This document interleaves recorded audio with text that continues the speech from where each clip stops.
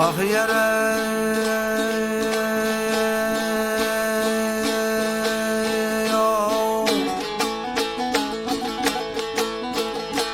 dergâkine yüzüm tuttum yaradan,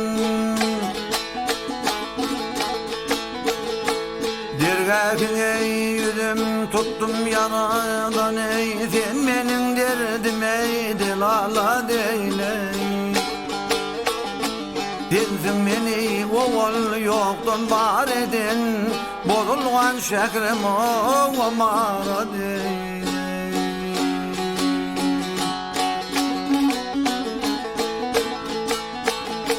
Şükürüm köptür dönmek bolmaz yolundan, el götürdüm memleketten malından.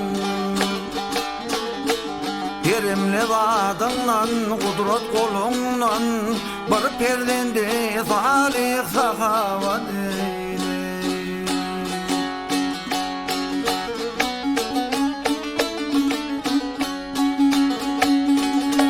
Zehri şermin şerbetim yok, balam yok.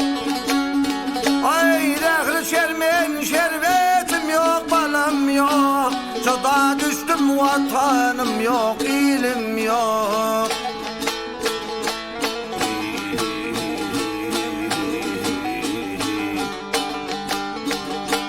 Ornum tutar evladım yok, oğlum yok. Halıma hamım ol himayet eyle.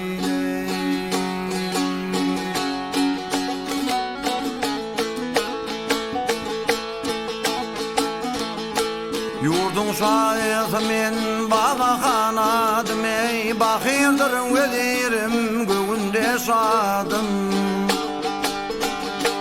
Ölmedi ornunday oğludur yadım, ikime de perden anaya değil.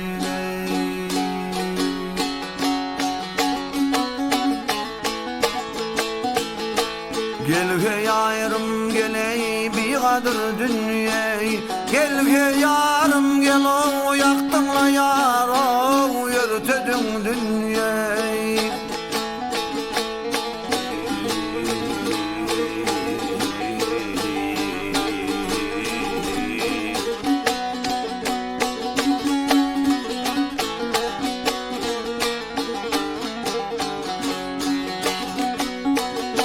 Bir perdendi salih sahavat eyle, bozulgan şehrim o mağara.